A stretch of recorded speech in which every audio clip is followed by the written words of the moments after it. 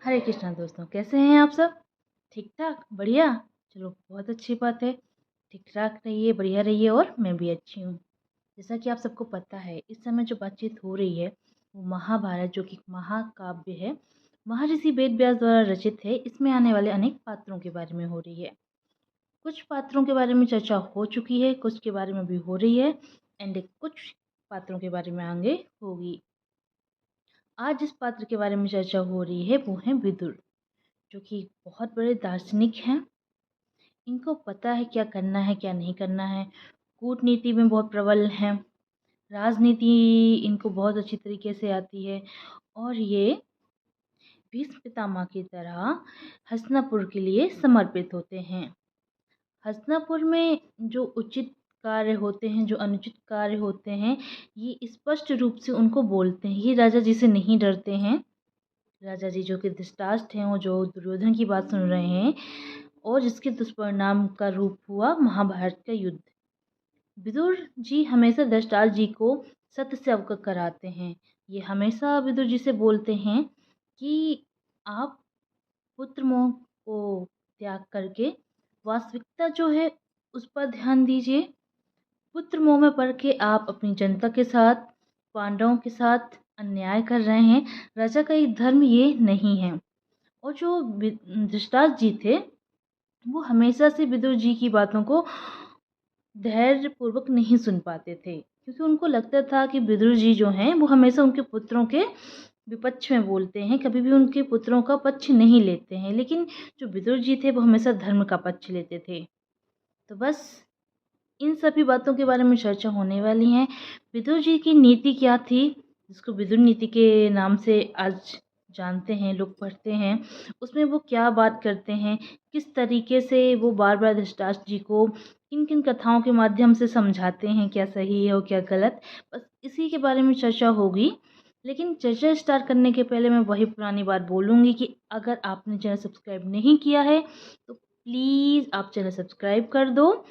Video पसंद आया करे तो लाइक कमेंट शेयर कर दिया करो। चैनल ज़रूर सब्सक्राइब कर दिया करो। एकदम फ्री ऑफ कॉस्ट होता है, कोई भी पैसे नहीं लगते हैं, तो कर दिया करो, आपका क्या ही जाएगा। विदुर जी ने हमेशा धर्म का साथ दिया, धर्म के पक्ष पे खड़े रहे। कभी भी इनका ये नहीं था कि इनको कौरव अधिक प्रिय हैं या पांडव अधिक प्रिय हैं। ये हमेशा धर्म के लिए थे, धर्म के प्रति समर्पित थे।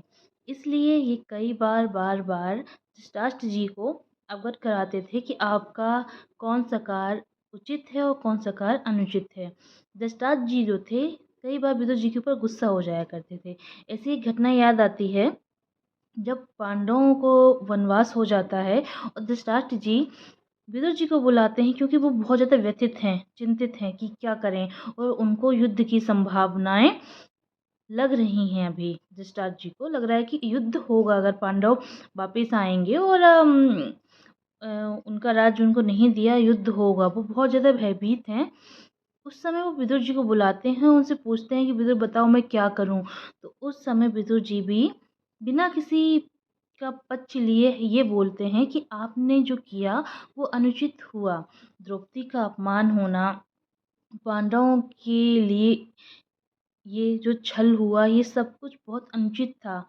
ये किसी तरीके से सही नहीं था। आप पांडवों को वनवास से बुला लीजिए, उनका राज्य उनको वापस कर दीजिए, और दुशासन से कहिए कि वो द्रौपदी और भीम से माफ़ी मांग ले, वो क्षमा कर देंगे। जो पांडव हैं वो आपको बहुत स्नेह करते हैं, आपका बहुत सम्मान करते हैं, वो आपके प्रति किसी तरीके का द्वेष नहीं रखते।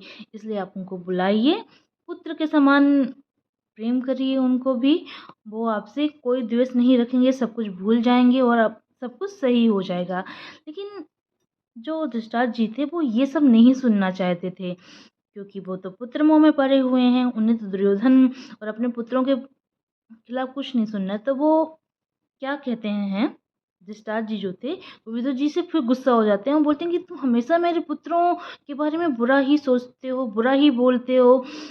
तुमको मैंने बुलाया था अपनी समस्या को समाधान के लिए, लेकिन तुम्हें तो बस मेरे पुत्रों में ही कमियां नजर आती हैं।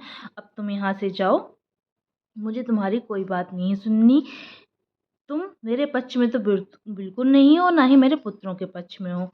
इस बात को सुनने के बाद धृतराष्ट्र जी वहाँ से चले जाते हैं। वह कुछ समय तक पांडवों के साथ वनवास में रहते हैं। लेकिन जो धृतराष्ट्र जी थे वो विदुर जी से प्रेम भी बड़ा करते हैं। विदुर जी के बिना वो रह भी नहीं पाते हैं। तो कुछ समय जब निकलता है और धृतराष्ट्र जी देखते हैं विदुर जी नहीं आए हुए हैं, तो यहाँ पे धृतराष्ट्र जी बहुत ज़्यादा व्यथित हो जाते हैं। वो संजय को बोलते हैं, जाओ वन जाओ और विदुर को वापस लेके आओ, उससे बोलो कि मैं उसको याद कर रहा हूँ। होता भी ऐसे ही है, संजय जी जाते हैं और विदुर जी को वापस लाते हैं। और जब विदुर जी ये सूचना सुनते हैं कि धृतराष्ट्र जी ने उनको याद किया है, वो तुरंत आ भी जाते हैं, क्योंकि वो हमेशा से अपने भाई से प्रेम भी करते हैं। विदुर जी को बहुत स्पष्ट तरीके से पता होता है कि कब क्या बोलना है, कब क्या नहीं बोलना है, कितना बोलना है, कितना नहीं बोलना है, कब रहस्यों को उजागर करना है।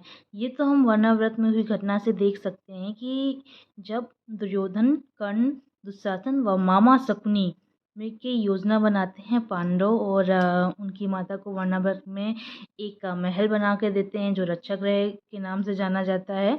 उसमें आग लगा के इन पांडवों को मारने की कोशिश करते हैं।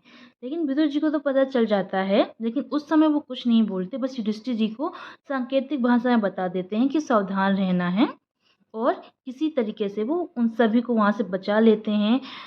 सभी जनता को उस टाइम पे यही पता चला था कि वर्णाव्रत में जो आग लगी है रक्षागृह में, उसमें सभी पांडव जल के मर चुके हैं, अब वो नहीं है। लेकिन एक विदुर जी ऐसे थे जिनको पता था, लेकिन उस समय उन्होंने किसी को कुछ नहीं बोला, क्योंकि वो सही समय नहीं था। विदुर जी अच्छी तरीके से जानते थे, और वो जानते थे कि अगर मैंने अभी बताया तो दुर्योधन अगेन कोई षड्यंत्र करेगा, फिर कुछ ना कुछ करेगा, इसलिए अभी चुप रहना बेहतर है। जिस वजह से पांडव भी कुछ समय तक रहते हैं वन में और किसी को ये पता नहीं चलता है। और यही क्वालिटी विदुर जी की हम तब भी देखते हैं जब महाभारत का युद्ध समाप्त हो चुका होता है। महाभारत युद्ध के पहले विदुर जी बहुत कोशिश करते हैं कि युद्ध ना हो, कि उस उनको इस युद्ध का परिणाम बहुत अच्छी तरीके से पता था। युद्ध होगा, विनाश होगा, बहुत बुरा विनाश होगा और कौरवों को तो बच पाना मुश्किल है। इसलिए वो धृतराष्ट्र जी से बार बार बोलते थे। उन्होंने ये भी बोल दिया था धृतराष्ट्र जी से कि आप दुर्योधन का त्याग कर दो या फिर इसको बंदी बना दो, जेल में डाल दो। लेकिन धृतराष्ट्र जी कोई भी बात नहीं सुनते हैं। युद्ध समाप्त होने के बाद धृतराष्ट्र जी बहुत ज़्यादा उदास हैं, क्योंकि उनके कोई भी पुत्र अब जीवित नहीं है। उनको फिर से अपने भाई विदुर की याद आती है। विदुर जी को मिलने के लिए बुलाते हैं, विदुर जी आते हैं, लेकिन इस समय विदुर जी कोई भी कड़वे वचन धृतराष्ट्र जी को नहीं बोलते हैं, क्योंकि उन्हें पता है कि धृतराष्ट्र जी जो हैं बहुत ज़्यादा उदास हैं, बहुत ज़्यादा उनका जो दिल है टूटा हुआ हो। और ऐसे इंसान के साथ हमेशा विनम्रता के साथ पेश आना चाहिए। उनके लिए कड़वे वचन सही नहीं, जो होना था सो हो गया। इसलिए विदुर जी इस बार अपनी बातों को इस तरीके से प्रस्तुत करते हैं, धृतराष्ट्र जी को समझाते हुए कि आपके जो पुत्र थे योग थे, उन्होंने युद्ध लड़ा और युद्ध में वीर गति को प्राप्त हुए हैं। उनको अवश्य ही स्वर्ग प्राप्ति हुई होगी, यानी कि युद्ध में अगर किसी की मृत्यु होती है, वीर गति को प्राप्त होता है इंसान, ऐसा बोला जाता है कि वो स्वर्ग ही जाता है। स्वर्ग की प्राप्ति हुई होगी। आपके जो पुत्र थे एक अप्रकट जगत से आए हुए थे इस प्रकट जगत में, यानी कि भौतिक संसार में, और अब वो उस अप्रकट जगत में वापस लौट चुके हैं। अब आप शोक मत करिए। और बहुत ही प्यार से अपने भाई को समझाते हैं, उनसे बात करते हैं, बहुत ही विनम्रता के साथ पेश आते हैं। युद्ध समाप्त हो जाने के बाद जब युधिष्ठिर जी को राजा बना दिया जाता है, भीम को युवराज बना दिया जाता है, उस समय विदुर जी से एक रिक्वेस्ट की जाती है कि वो हस्तिनापुर का प्रधानमंत्री का जो पद था वही संभाल लें। पहले भी वही थे, अब भी वही बनते हैं। युद्ध के बाद 15 साल तक जो विदुर जी थे वो हस्तिनापुर की सेवा करते हैं, और उसके बाद वो गांधारी जी, धृतराष्ट्र जी, कुंती जी और संजय जी के साथ आ जाते हैं वन में रहने। वन में वो तपस्या करते हैं। जब एक टाइम ऐसा भी आता है वन में कि युधिष्ठिर मिलने आए हुए होते हैं सभी लोगों से। वहाँ पे वो देखते हैं कि विदुर जी नहीं है, तो बहुत ज़्यादा उन्हें चिंता होती है कि कहाँ हैं विदुर जी। उस समय वो अपने माता पिता से पूछते हैं, तो माता पिता यानी कि गांधारी जी, धृतराष्ट्र जी, तो वो बताते हैं कि विदुर जी जो हैं इस समय तपस्या कर रहे हैं और उन्होंने अन्न जल सबका त्याग कर दिया है, वस्त्रों का भी त्याग कर दिया है।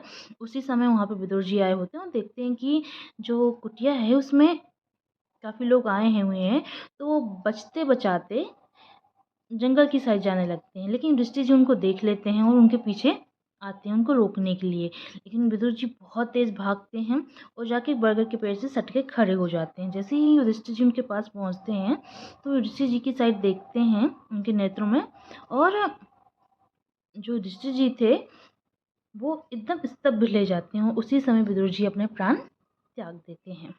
विदुर जी ने संपूर्ण जीवन धर्म को समर्पित किया, धर्म के लिए बोले, भले भले ही उनका कितना भी अपमान क्यों ना हुआ हो, लेकिन उन्होंने धर्म का जो पथ था वो कभी भी नहीं छोड़ा और बिना डरे हुए हमेशा धर्म का पक्ष लिया हो।